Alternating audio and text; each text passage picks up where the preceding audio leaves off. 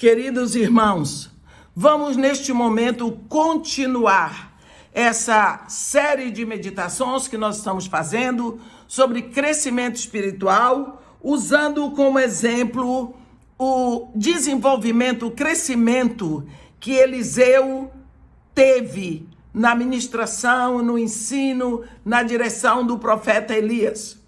Vimos que o profeta Elias, depois de ungir Eliseu, o levou para Gilgal, que representa para nós o novo nascimento, porque Gilgal é o primeiro lugar da terra prometida, onde Israel entrou para possuir. É o começo, é a entrada, é a porta. Depois de lá, ele entra e diz para o discípulo dele: olha, fica-te aqui porque o Senhor me enviou a Betel. Ele disse: não, tão certo como vive o Senhor e vive a tua alma, não te deixarei.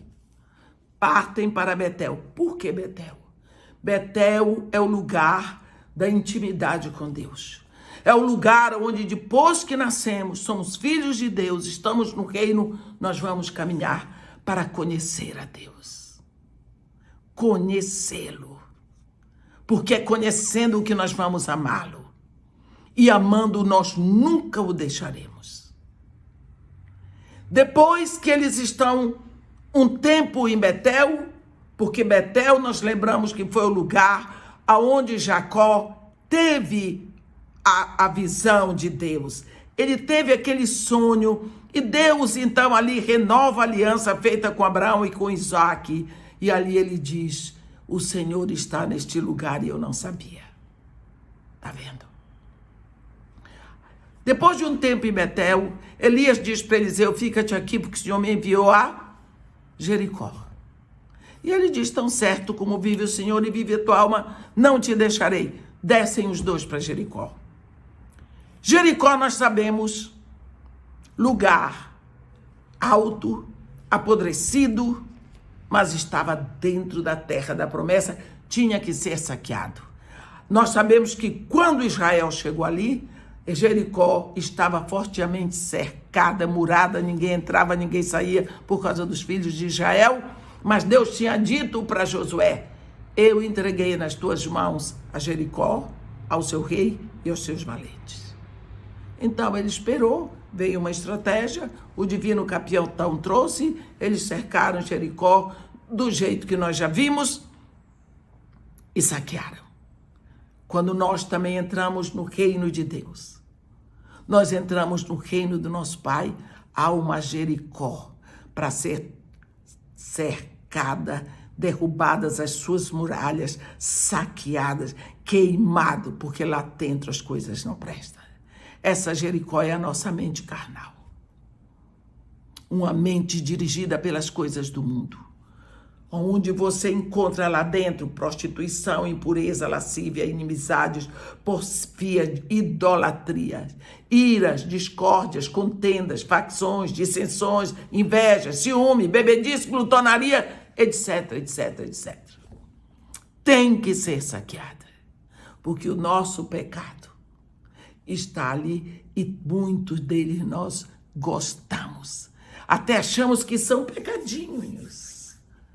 Qualquer pecadinho é um pecado inteiro, porque é uma ofensa a Deus.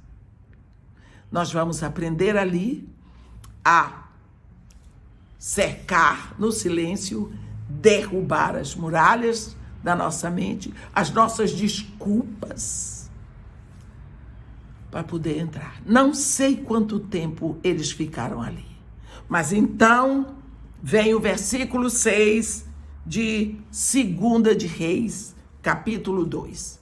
2 de Reis, capítulo 2, lemos o seguinte: disse-lhe, pois, Elias: fica-te aqui, porque o Senhor me enviou ao Jordão. Mas ele disse: tão certo como vive o Senhor e vive a tua alma, não te deixarei. E assim foram ambos para o Jordão. Bem, aqui, primeiro lugar, Gilgal, segundo Betel, terceiro Jericó, o quarto Jordão. Ele já nasceu de novo, ele já buscou sua intimidade com Deus, ele já aprendeu a lutar contra si mesmo, contra as suas tendências, inclinações, aqueles pecados. Agora ele vai para o Jordão, que é o lugar de ser dirigido pelo Espírito. É o Jordão. Ele vai buscar ser dirigido pelo Espírito. Quanta importância tem esse rio na história do povo de Israel? O Rio Jordão não é o rio profético da Bíblia. O rio profético da Bíblia é o Eufrates. Mas para a nossa caminhada cristã, nós aprendemos muito no Jordão. O Jordão é o rio onde Jesus foi batizado, às margens do Jordão. O Pai falou, o Espírito vem, leva Jesus para o deserto. O Jordão é o lugar de grande parte do ministério de João Batista.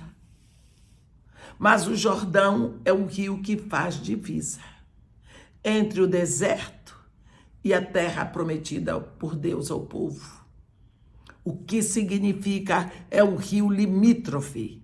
É um rio que faz separação entre o deserto, que significa o mundo, e o reino de Deus representado na terra da promessa. Esse rio está representado no batismo da água, porque o batismo de água é o batismo do arrependimento. Então, quando Elias diz para Eliseu, fica-te aqui, porque o Senhor me enviou ao Jordão, ele diz, não, já nasci de novo, já parti para a minha intimidade com Deus, já aprendi a lutar contra as minhas tendências e inclinações, agora eu quero o Espírito. Eu quero o Espírito. Descem para o Jordão. Quando eles chegam no Jordão, depois eu vou falar sobre uma população de discípulos de profetas. Vai ser a pregação depois dessa. Ele diz assim, olha, eu já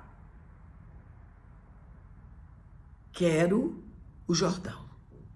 Antes que eles cheguem lá, não é? Elias disse a Eliseu, no versículo 9, pede-me o que queres que eu te faça antes que eu seja tomado de ti. Versículo 9. Na hora, que me caiba por herança, porção dobrada do teu espírito. Elias tomou um susto. O quê? Você quer porção dobrada do Espírito que está em mim, da unção que está sobre mim? Ele disse, eu gosto disso. Eliseu sabia o que queria. Ele tinha uma prioridade na vida dele. Ele tinha uma prioridade. Ele admirava Elias, ele queria ter aquilo em dobro. Elias não tinha terras para deixar, dinheiro para deixar, ouro nem prata. O que ele tinha? A presença de Deus na vida dele. Eu quero a presença de Deus em dobro na minha vida. Eu preciso. Tá vendo? Ele disse, esse rapaz, desde que saiu de trás dos bois, lá em Abel-Meolá, seguiu Elias e o servia. Ele foi para Jordão, pensando nisso. Foi para Betel, pensando nisso. Passou por Jericó, pensando nisso. Agora chegou a vez, eu quero. Ele não teve que pensar. Era a prioridade, era o sonho, era o escopo, era o objetivo, era a missão dele. Fazer um trabalho total. Por quê? Porque Elias já tinha sido usado para o avivamento da nação, para matar os profetas de Baal e do poste ídolo, para envergonhar Jezabel, para trazer o povo de volta para Deus. Ele agora quer o trabalho de estruturação espiritual. Ele quer assegurar porção dobrada. Elias disse: não depende de mim. Dura coisa pediste, porque tu vais sofrer. Dura coisa pediste. Por que ele diz isso no versículo 10? Porque, meu irmão, quanto mais você recebe, mais responsabilidade você tem. Quantas vezes nós queremos o dom de Deus para aparecer, para todo mundo nos admirar? Quantas vezes as pessoas me dizem: ô irmã, a senhora tem um ministério tão lindo. Eu peço tanto a Deus, quando eu crescer, quero ser igual a senhora. Eu digo: vocês veem as pingas que eu bebo, mas vocês não sabem os tombos que eu levo. Vocês não sabem a dificuldade. Foi isso que Elias disse para Eliseu: olha, dura coisa pediste. No entanto, se me vires quando eu for tomado de ti, assim se fará. Porém, se não me vires, não se fará. Em outras palavras, para que tu tenhas a porção dobrada do Espírito que está em mim, é preciso que tu estejas já vendo no reino do Espírito. Como eu vou ser tomado espiritualmente? Se tu vires, é teu. Quer dizer, o seu crescimento espiritual, o seu esforço, a sua determinação, a sua entrega, determinam a sua visão espiritual. Não é assim de graça. Põe a mão sobre mim. Ora comigo que eu quero ter a visão espiritual. Quantas pessoas me dizem: irmã, eu quero pregar o evangelho como você prega. Eu digo: a Bíblia está aí. Vá comer Bíblia. Vá comer Bíblia. Você sabe que horas são agora? É de madrugada. É sábado de madrugada. Todo mundo dormindo. Eu já estou com a Bíblia na mão há muito tempo. Já estou na 3ª gravação. Quanto eu ganho por isso aqui, monetariamente? Nem um tostão. Nem um tostão. Mas a alegria é tão grande. É tão grande. Olha, agora a porção dobrada do Espírito não depende de mim, depende de ti. Vai depender de como foi o teu esforço em Gilgal, o teu esforço em Betel, o teu esforço em Jericó. Vão determinar se tu já tens a visão espiritual. Isso é necessário. Isso é necessário. Eles foram andando. Veio um carro de fogo, com cavalos de fogo, separou Elias de Eliseu. E Elias subiu ao céu num redemoinho. Olhe bem, primeiro eu quero falar uma coisa. Elias disse: pede-me o que queres que eu te faça antes que eu seja tomado de ti. O que é isso? Para você que é espírita e está me ouvindo, significa depois que eu for tomado de você não adianta pedir nada, porque morto não tem poder para fazer nada. Como é que você fica pedindo coisa a quem já morreu? Se essa pessoa que morreu não ressuscitou, ela não tem poder para nada. Jesus Cristo morreu e ressuscitou para a eternidade.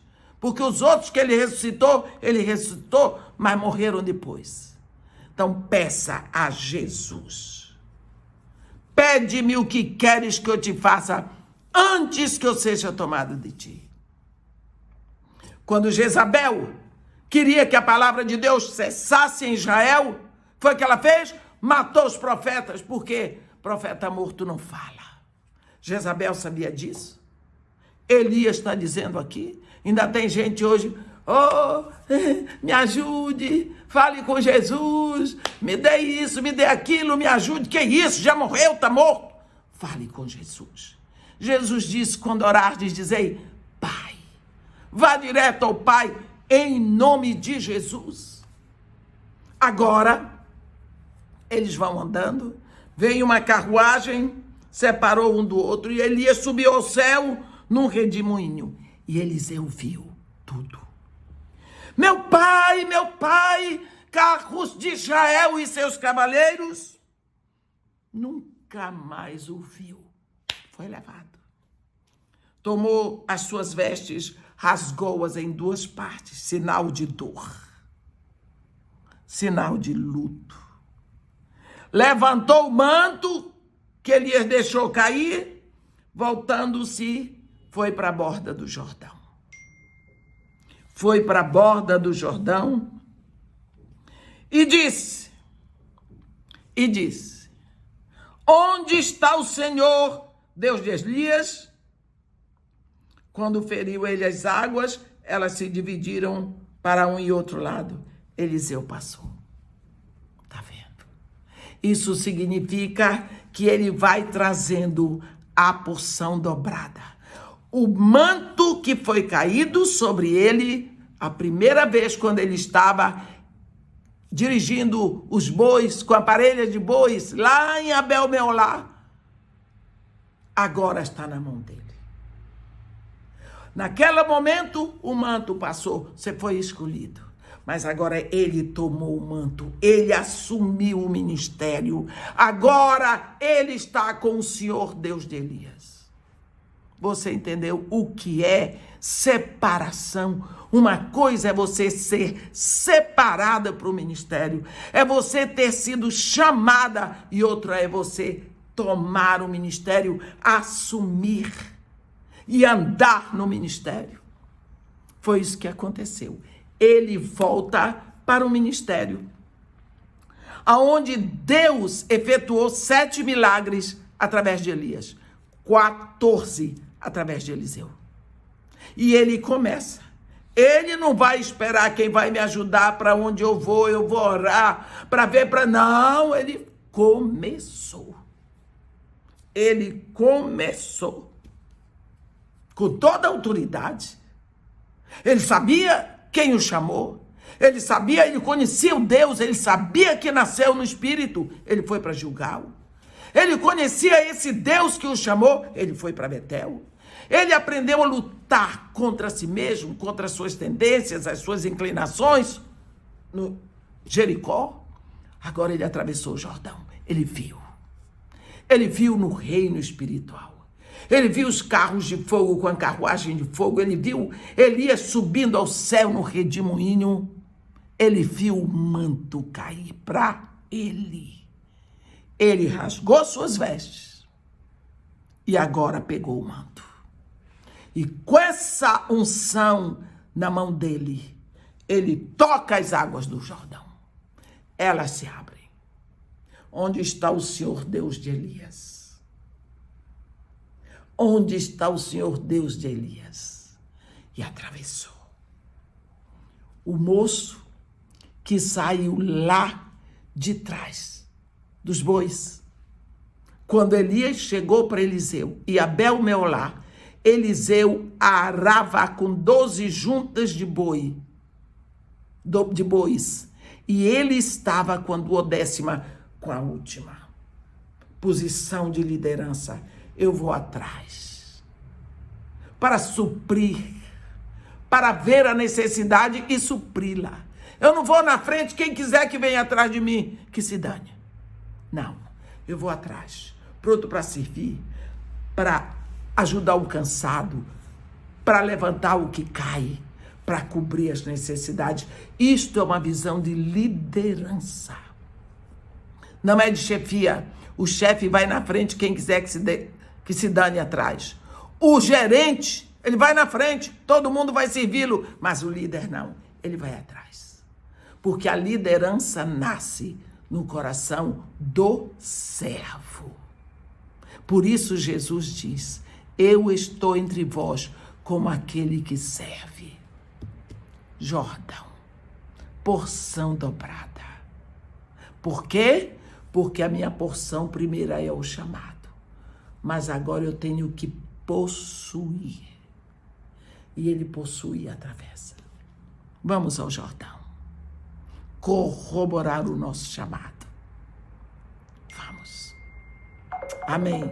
Que Deus nos abençoe e nos guarde. Que faça resplandecer o seu rosto sobre nós e tenha misericórdia de todos nós. Amém.